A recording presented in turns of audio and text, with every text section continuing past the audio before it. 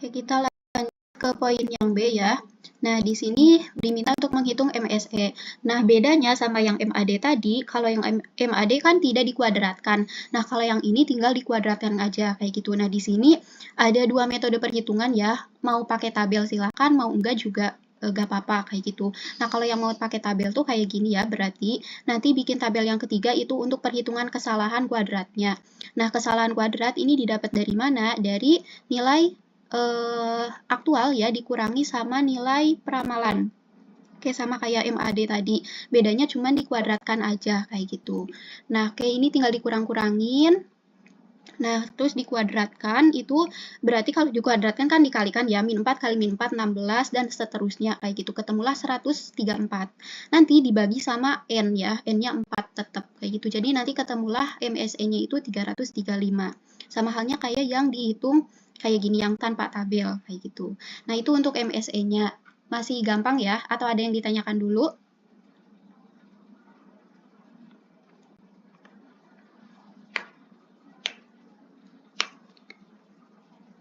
Oke, kita lanjut. Untuk soal yang nomor 2. Untuk soal nomor 2 ini terkait dengan apa ya? Ini manajemen apa ya yang nomor 2. Nah, di sini tuh ada ya, ada data terdapat info untuk lokasi Texas, Illinois, sama Arkansas. Itu di mana biaya tetapnya itu untuk Texas kan 200.000, untuk Illinois 180, Arkansas 170 dan sebagainya. Ini untuk biaya variabelnya. Nah, di sini kita diminta untuk membuat grafik garis total biaya untuk Thomson Manufacturing, dan juga yang kedua berapa volume pada titik potong dari garis biaya lokasi. Kayak kita kerjakan untuk yang poin A dulu, di mana di sini kita menghitung total biayanya ya. Total biaya untuk Texas, kan kalau total biaya itu penjumlahan ya antara biaya tetap sama biaya variabel gitu. Nah, di sini tadi biaya tetapnya kan $200.000 gitu ya, ditambah sama biaya variabelnya. Di sini kok 1 ki ya. Nah, karena kan kalau biaya variabel itu tergantung sama jumlah unit ya, makanya di sini dikalikan sama ki kayak gitu. Nah, kenapa ini bisa 1? Karena untuk yang Texas, kita lihat ya, biaya variabelnya itu terdiri dari 0,2 dolar, kemudian 0,4 sama 0,4 kayak gitu. Jadi dijumlahin ketiganya dan itu hasilnya 1 gitu, $1. Nah, di sini dikalikan 1 ki, karena tergantung ki ya, kalau biaya variabel nanti tinggal dijumlahin aja. Jadi jumlahnya itu 200.000 1 ki kayak gitu. Nah, itu untuk total biaya yang Texas. Yang Illinois sama yang Arkansas pun sama ya, perhitungannya kayak gitu. Jadi tinggal biaya tetap aja ditambahin sama biaya variabelnya kayak gitu. Oke. Kemudian di sini kalau membuat grafik itu untuk angka ininya biasanya menyesuaikan aja ya, kayak di sini 100, 120 itu dikira-kira aja kayak gitu. Yang penting nanti kan yang bagian Texas itu kan di 200 ya, paling tinggi. Nah, di sini kita tarik garis aja. Ngasal juga gak apa-apa sih yang dari sini. Nah, itu kurva Texas ya. Kemudian yang selanjutnya ada Illinois. Nah, untuk yang Illinois ini kan 180. Terakhir itu ada Arkansas di 170 kayak gini. Nah, udah itu grafiknya kayak gitu dulu aja. Terus di titik potongnya ini ditandain ya biar gak hilang kayak gitu. Oke. Nah, kalau udah nanti untuk yang volume ininya kita ngitung dulu ke poin B. Nah, di mana poin B tuh kita diminta untuk menghitung volume titik potongnya berapa kayak gitu. Nah, yang A, yang B gitu. Yang pertama, kita kan diminta untuk menghitung volume titik potong dari si lokasi Texas sama Illinois gitu ya. Nah, gimana caranya? Dari persamaan ini yang tadi yang total biaya, berarti yang total biaya Texas itu sama dengan atau dibandingkan sama dengan total dari si Illinois gitu, total biaya Illinois kayak gini. Nah, jadi ditulis ulang yang ini ya, 200.000 plus 1 ki, tapi di sini diganti X juga gak apa-apa. Ini kenapa X? Karena 1X ya. Nah, biasanya satunya itu nggak ditulis gitu, tapi ini sesungguhnya adalah nilai dari 1X gitu. Sama dengan untuk Illinois-nya ini $180.000 ditambah 1,7 X kayak gitu. Nah, nanti untuk yang sejenis angkanya dikelompokkan. Misalkan di sini nih yang 200.000-nya kita pindahkan ke kubu yang kiri, kayak gitu. Nah, karena di sini tadinya positif, ketika pindah jadi negatif kan. Nah, yang ini yang 1,7 X dikurangi sama X gitu. Karena di sini tadinya positif, pindah ke ruas kanan jadi negatif. Oke, 200.000 dikurangi sama 180 itu hasilnya kan 220.000 gitu. Kemudian 1,7 dikurangi 1 hasilnya 0,7. Nah, nanti setelah itu untuk mengetahui nilai dari X-nya, maka tinggal dibagi aja 20.000 dibagi sama 0,7. Hasilnya 28.571,43. Oke. Nah, di sini berarti titik potong untuk volume titik potong gitu untuk lokasi dari Texas dan Illinois. Oke, kita cari ya untuk Texas sama Illinois di sini kan itu sebesar 28.571.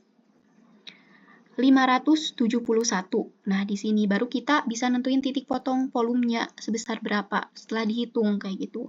Oke, lanjut yang kedua itu titik potong antara lokasi Illinois sama Arkansas.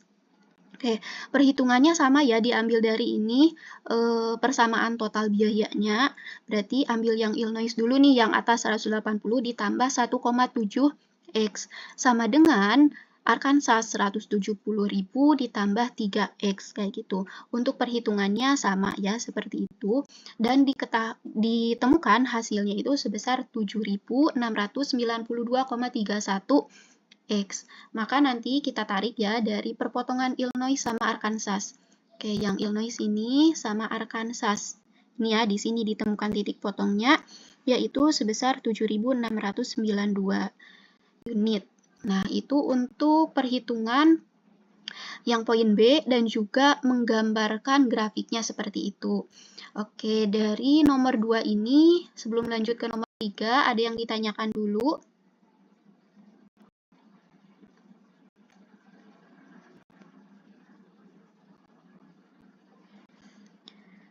Oke, kalau udah bisa dipahami, kita lanjut ke nomor 3 ya. Oke, untuk soal nomor 3,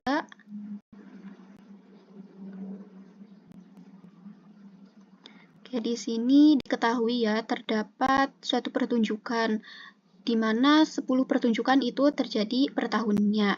Kemudian untuk biaya tetapnya itu terdiri dari biaya tiap pertunjukan, berarti per pertunjukannya itu $2.600. Kemudian keseluruhan untuk fasilitas sewa tempat ya, itu sebesar $10.000.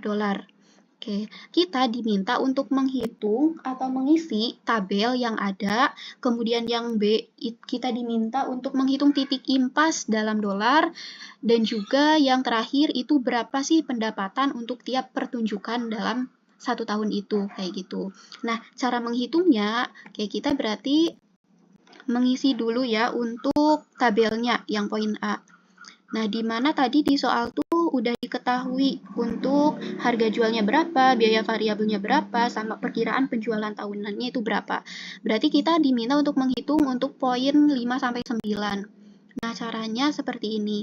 Untuk poin 5 dulu, itu kan diminta menghitung P dibagi P ya. Nah, ini berarti kan biaya variabel dibagi sama harga jual, sama P-nya gitu. Nah, di sini kan biaya variabelnya untuk tiket dengan makanan nih, untuk jenis yang pertama dulu. Berarti kan 10.000, 10,50 gitu ya, dibagi sama 22,50 gitu. Itu ketemu hasilnya 0,47. Kemudian selanjutnya yang 1,75 dibagi 5 itu hasilnya 0,35, 2 dibagi 5 itu hasilnya 0,4 kayak gitu. Kalau udah ketemu yang poin 5, kita lanjut ngitung yang poin 6. Nah, kalau poin 6 itu gampang, tinggal 1 aja dikurangi sama kolom 5 ini gitu. Oke, berarti 1 dikurangi 0,47, 0,53 dan seterusnya ya sampai 1 dikurangi 0,4 itu hasilnya 0,6 kayak gitu. Oke, udah ya selesai kolom 6, lanjut ke kolom 7 nih. Kolom 7 itu kita diminta menghitung berapa sih pendapatan atau penjualan tahunannya, kayak gitu. Nah, gimana cara hitungnya? Yaitu kita tinggal mengalihkan aja antara kolom 2 sama kolom 4. gitu. Harga jualnya berapa sama perkiraan penjualan tahunannya itu berapa. Nah, itu nanti ketemu berapa dolar sih penjualan tahunannya kayak gitu. Oke, berarti yang pertama 22,5 dikali 175 itu ketemu hasilnya 3.937,5. Dan seterusnya ya, sampai yang 5 dikali 2 itu hasilnya dikali sama 100, itu hasilnya 500. Nah, nanti dijumlahin berapa untuk kolom 7, itu ketemu hasilnya 5.312,5, kayak gitu. Kayak itu perhitungan kolom 7, lanjut ya, yang perhitungan kolom 8 itu persentase penjualan. Nah, ini perhitungannya diambil dari kolom 7. Berarti kita diminta menghitung berapa sih persentase penjualan untuk masing-masing jenis gitu. Yang pertama kan ada tiket dengan makanan, kemudian minuman sama parkir. Nah, itu berapa masing-masing persentasenya. Oke, kita hitung yang pertama dulu, yang tiket. Berarti tinggal dolar penjualan tahunan si tiket dengan makanan 3.937,5 itu dibagi sama totalnya 5.312,5. Nah, itu dibagi, ketemulah hasilnya 0,74. Kemudian yang minuman berapa sih persentasenya? Tinggal 875 aja dibagi 5.312,5. Kemudian yang terakhir yang parkir 500 dibagi sama 5.312,5. Nah, ketemu hasilnya segini, dan nanti ketika dijumlahkan dia tuh akan bulat ya, 1 nilainya kayak gitu. Nanti terkait dengan koma angka di belakang komanya itu disesuaikan saja sih. Yang penting di sininya tuh 1 kayak gitu. Nanti ini tuh angkanya nggak 741 tapi itu panjang banget. Nanti kalian tinggal bulatkan aja kayak gitu. Oke. Kemudian untuk yang kontribusi tertimbang. Nah, ini perhitungannya antara kolom 6 sama kolom 8. Jadi kolom yang ini nih, 1 kurangi V dibagi P ini dikali gitu sama persentase penjualan. Oke, 0,53 dikali 0,741 hasilnya 0,393 dan seterusnya sampai ketemulah jumlah seluruhnya itu 0,556. Oke, itu untuk mengisi kolomnya udah selesai sampai sana. Oke, untuk kolomnya dulu ada yang mau ditanyakan tidak?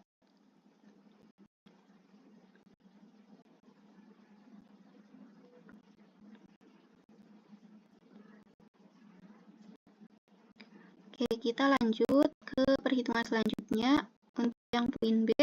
Nah, di sini kan kita diminta untuk menghitung titik impas dalam dolar ya, atau BEP dolarnya. Nah, rumus mencari BEP dolar itu kan ini ya, F atau biaya tetap dibagi sama sigma 1 dikurangi VI per PI dikali sama WI gitu. Nah, untuk rumus yang bawah itu kita nggak perlu pusing gitu dari mana itu angkanya didapat gitu. Nah, fungsi yang A itu yang tabel kita tuh sebenarnya sedang menghitung untuk rumus bawahnya ini kayak gitu. Jadi yang tabel ini tuh cara cepatnya atau cara mudahnya kayak gitu. Nah, kita bisa melihat hasil dari rumus ini di tabel tuh di mana? Ya di sini. Di kolom 9 kayak gitu. Ini kan hasil 0,56 tuh merupakan akumulasi ya dari awalnya 1 dikurangi V per P gitu dikali sama kontribusi dikali sama WI gitu dan sudah dijumlahkan seluruhnya yaitu 0,556 kayak gitu. Kayak kita tinggal mencari saja si biaya tetapnya kayak gitu. Nah, tadi kan ada nih di soal. Untuk biaya tetapnya itu biaya per tiap pertunjukan itu kan 2.600, sementara ada 10 pertunjukan kan. Jadi dikalikan dulu gitu 2.600 dikali sama 10 pertunjukan. Jadi hasilnya 26.000 kan. Nah, kemudian di sini juga ada biaya sewa tempatnya 10.000. Jadi 26.000 ditambah sama 10.000. Oke, jadi untuk biaya tetapnya itu sebesar 36.000. Oke, di sini ya, 36.000 dibagi sama 0,556. Ketemulah titik impas dolarnya itu 64.748,2. Oke, itu untuk perhitungan titik impas dalam dolar. Kemudian kita lanjut ya, untuk yang poin C.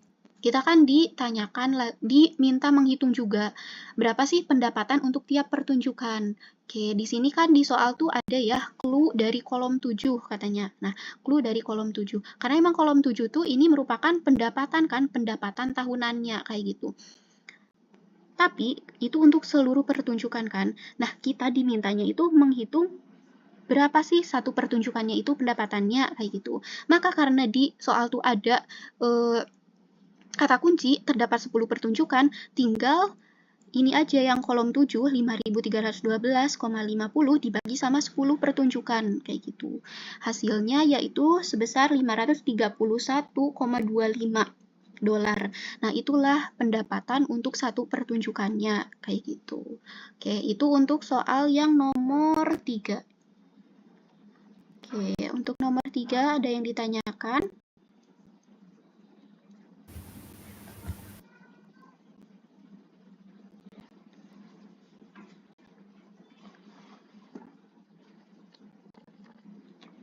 Oke, kalau tidak, kita lanjut ya ke soal yang nomor 4. Oke, soal nomor 4 itu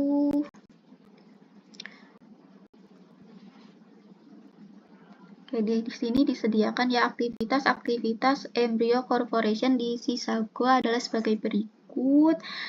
Oke, yang pertama kita diminta menggambarkan diagram aktivitas.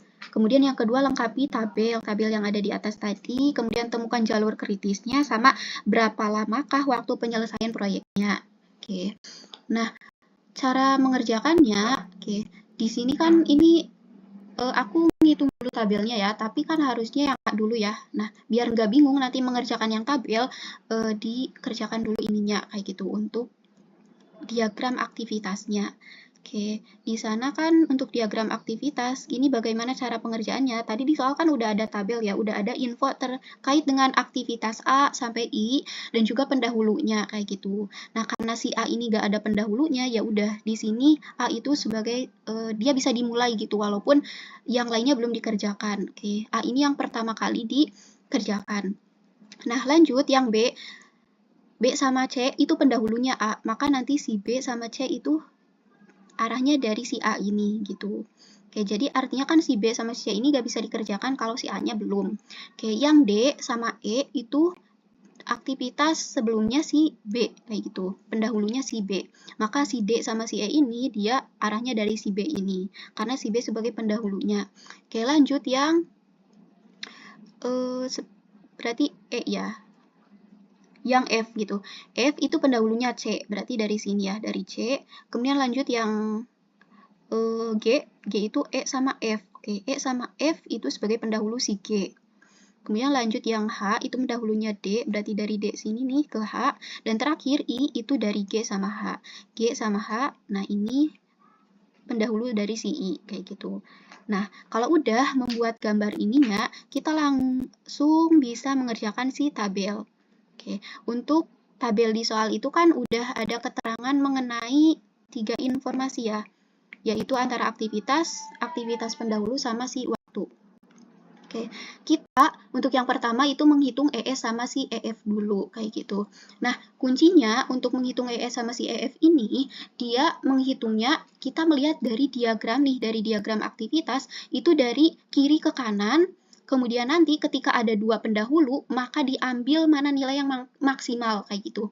Oke, biar lebih paham maksudnya gimana, kita langsung aja ke pembahasan. Oke, untuk yang aktivitas A dulu nih, karena A itu nggak ada pendahulunya, 0 ya, maka dia langsung aja, ES-nya itu udah pasti 0, kayak gitu, karena nggak ada pendahulu. Oke, untuk nilai EF-nya berapa? Nih, rumus EF itu waktu ditambah ES, berarti waktu 9 ditambah ES-nya 0, berarti EF-nya 9, kayak gitu.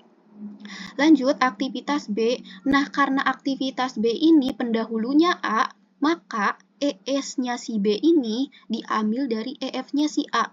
Oke, dari EF-nya si A ini nih, yang ini ya. Oke, maka di sini ES-nya si B kan 9, gitu, dari EF-nya si A. Oke, 9. Untuk EF-nya, EF si B berapa? 7 ditambah 9, waktu ditambah ES. Kayak gitu, 16. Lanjut yang C pendahulunya A juga. Maka ES-nya si C ini berarti diambil dari EF si A, kayak gitu. 9 juga, 3 ditambah 9 itu 12. Oke. Lanjut yang D pendahulunya kan B. Oke, kita lihat EF-nya si B itu berapa sih? 16 kan? Maka dia akan menjadi ES-nya si D. Oke, 16. 6 tambah 16, 22. Oke, Oke, lanjut ya. Yang E nih. E kan pendahulunya si B. Kita lihat ke EF-nya si B, itu kan 16. Maka EF si B ini akan menjadi ES-nya si E. 16 nih. Tinggal ditambahin aja untuk EF si E-nya. 9 ditambah 16, 25. Oke, kira-kira paham tidak? Atau terlalu cepat menjelaskannya? Oke, kita lanjut ya. Tadi sampai E ya. Sekarang yang F. Yang F itu pendahulunya C. Maka kita lihat untuk EF-nya si C itu berapa sih? 12. Maka dia akan menjadi ES-nya si F gitu. 4 tambah 12, 16.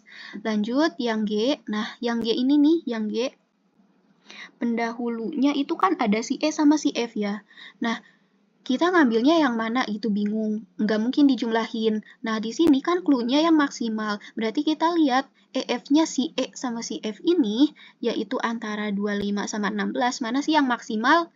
Yang E kan, yang 25, maka kita ngambil yang 25 ini, gitu, untuk jadi ES-nya si G. Oke, 25 tambah 6 itu 31. Lanjut yang H, itu kan pendahulunya D. Oke, kita lihat EF-nya si D.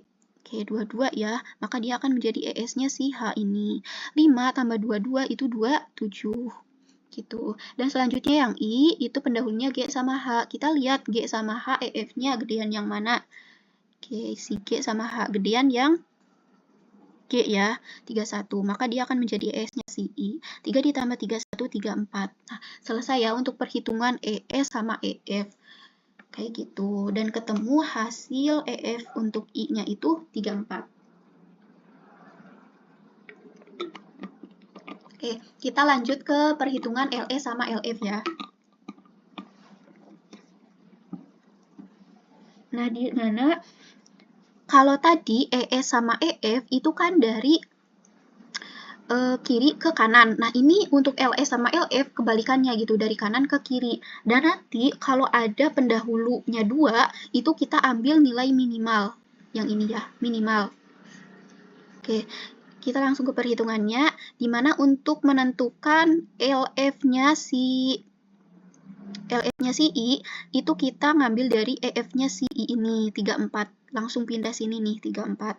Oke, setelah itu, untuk mencari LS-nya si I ini, berarti tinggal LF aja dikurangi sama waktu, sama 3. 34 dikurangi 3, 31. Kayak gitu.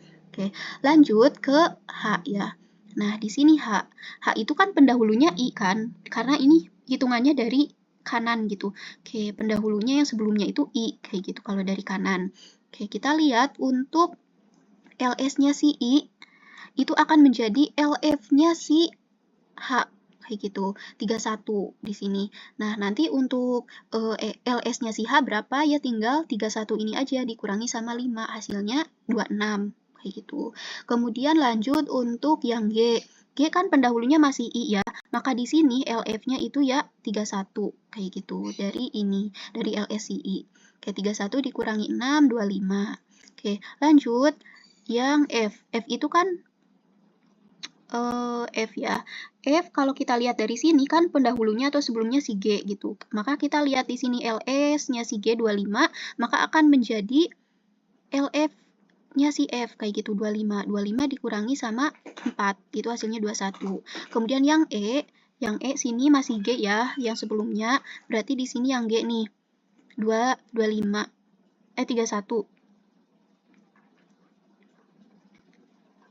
Mana sorry. Oh, ini ya 25. Maka di sini 25 juga. 25 dikurangi sama 9. Itu hasilnya 16. Oke, lanjut untuk yang D. Yang D itu kan sebelumnya yang H ya. Berarti kita lihat LS-nya si H. Oke, LS-nya si H 26. Maka dia akan menjadi LF-nya si D. Kayak gitu. Oke, 26 dikurangi sama 6, itu hasilnya 20. Kemudian yang C. Yang C itu pendahulunya si F. Oke, kita lihat F. F itu LS-nya berapa sih? 21. Maka dia akan menjadi LF-nya si C. 21 dikurangi sama 3. Hasilnya 18 gitu. Kemudian yang B. Yang B itu pendahulunya ada 2 kan? Ada D sama E. Nah, kita lihat untuk LS-nya D sama E nih.